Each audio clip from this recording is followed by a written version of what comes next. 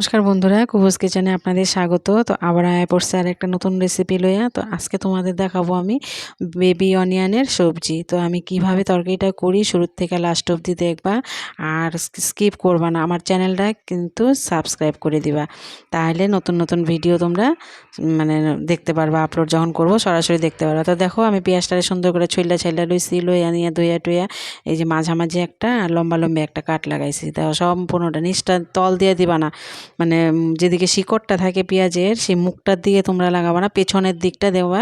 দেখো আমার দেওয়া আছে যে পিছনের দিকটা দিয়ে কিন্তু আমি কাট লাগাইছি, নাহলে পেঁয়াজ সব খুলে যাবো গা। মুখটা বন্ধই থাকবো, পেছনের দিকে শুইলে তারপরে তোমরা কাট লাগাবা। তারপরে দেখো আমি এখানে তেল নিয়ে নিছি, গরম করে নিছি কড়াইটা। তারপরে তেল দিয়ে ভালো মতো এটারে পেঁয়াজটারে ভালোভাবে লাল করে ভাইজা নিব। তো এটা খুবই মানে উপকারী একটা মানে সবজি, উপকারী এই জন্যই পেঁয়াজটা এমনি খুব ঠান্ডা শরীরের পক্ষে। এই গরমের মধ্যে পেঁয়াজের তরকারি দেয়, শরীর মন তরতাজা সব একদম তরতাজা থাকবো। আর তোমার মনও ঠান্ডা শরীরও ঠান্ডা। যাই হোক, দেখো এইখানে আমি কিছু মশলা নিয়ে নিয়েছি, জিরার গুঁড়া, ধনিয়ার গুঁড়া, লঙ্কার গুঁড়া, কাশ্মীরি লঙ্কার গুঁড়া, গোলমরিচের গুঁড়া, রসুন, আদা। এই হলো মশলা। এগুলো তোমরা মিক্সিতেও পেস্ট করতে পারো, আবার আমি পাটা ছিল সামনে, পাটার মধ্যেই আজকে দিয়ে দিছি ঘষাঘষি। তারপরে দেখো আমি বাইটে নিছি। তারপরে কড়াইটা আবার গরম কইরা 2টা শুকনা লঙ্কা, কিছু গরম মশলার টুকরা, মানে যা যা গরম মশলার মধ্যে থাকে তার মধ্যে দিয়ে দিছি একটু জয়িত্রী। এই হলো মশলা। তারপরে দিয়ে দিব জিরা, আর দিব হিং। হিং কিন্তু দেওয়ান ভুলবা না, হিংটা দেওয়ানি লাগবো তরকারিটার মধ্যে, তাহলে ফ্লেভারটা একদম দারুণ হবে আর স্বাদও তেমনই হইব। তো যারা পেঁয়াজ পছন্দ করো তারা একদম এইভাবে একদিন রান্না করে খায়ও, আশা করি খুব ভালো লাগবে। আর যারা পছন্দ করো না তারা একবার ট্রাই করো।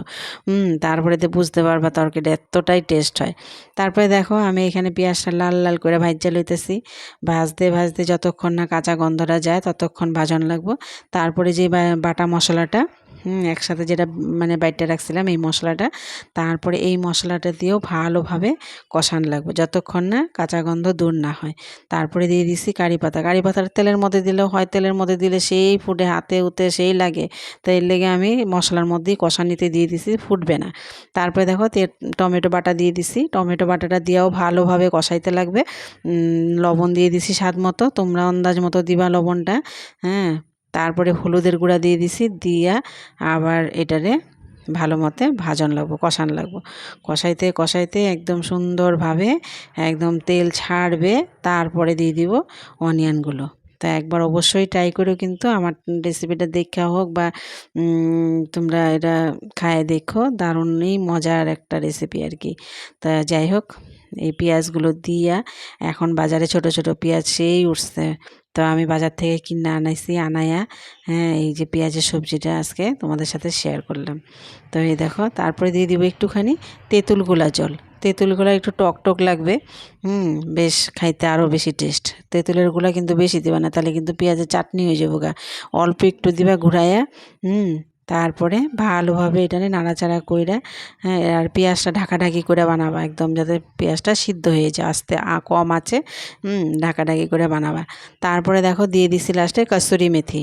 কসুরি মেথি দিলে দারুণ গন্ধটা তো একদম এত সুন্দর আসে, মেথির গন্ধটা তো দারুণ হয় পাতা, মেথি পাতার। তো যাই হোক, এই যে দেখো আমার তরকারিটা একদম হয়েই গেছে। ঢাকাঢাকি করে এরম করে বানায়ো। তো একদিন অবশ্যই ট্রাই করো। তো ভিডিওটা দেখার লাগিয়া অনেক ধন্যবাদ, আর আমার চ্যানেলটা সাবস্ক্রাইব করে দিও। ধন্যবাদ।